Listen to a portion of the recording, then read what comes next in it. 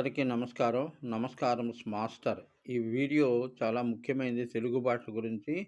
అంటే శతక పద్యాలు కనుమరుగైపోతున్నాయి. దీనికి కారణం ఏంటి? తల్లిదండ్రులా? విద్యార్థులా? లేకపోతే ఉపాధ్యాయులా? లేకపోతే వాళ్ళు చదువుతున్న స్కూల్సా? ఇవన్నీ కూడా కలిపి ఈ పాటను వినండి.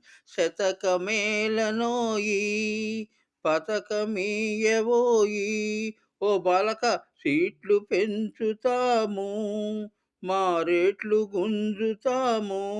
మేడ మీద మేడ కట్టి మట్టికా మందు.